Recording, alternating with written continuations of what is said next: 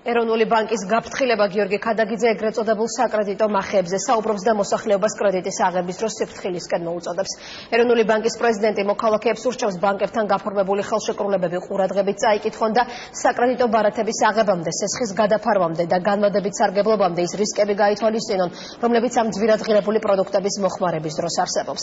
ეროვნული ბანკი კომერციულ ბანკებსაც მიმართავს, რომ საკუთარ რისკებსა და სესხების გაცემის პოლიტიკას გადახედონ. ამ საკითხებზე დღეს ეროვნული ბანკის პრეზიდენტი საბანკო სექტორისა და ამ სფეროში მომუშავე არასამთავრობო ორგანიზაციებთან ერთად დახურულ კარს მიღმა. დაახლოებით 1 საათის განმავლობაში მსჯელობდა.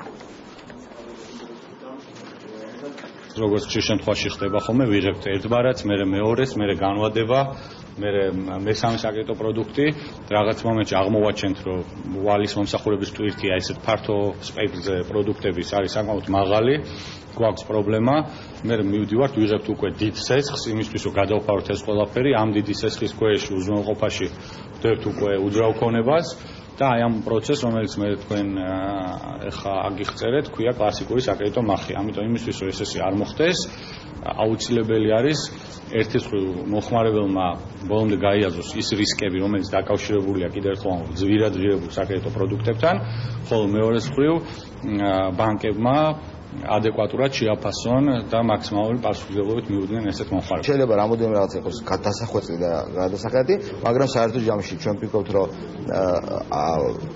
რისკებს სწორედ ზომავთ, არანაირი ინტერესი არ უნებრივია, რომ ბანკმა გაცეს შესაბამისად ცუდი სესხი. ანუ პირველ რიგში ჩვენ გავცემთ იმ სესხებს, რომელსაც ჩვენ ვფიქრობთ, რომ ჩვენი მომხმარებელი ამას ფინანსურად აიტანს, მის ფინანსური შემოსავლები და გაუმკლავდება, ასე ვთქვათ, გადახდებს.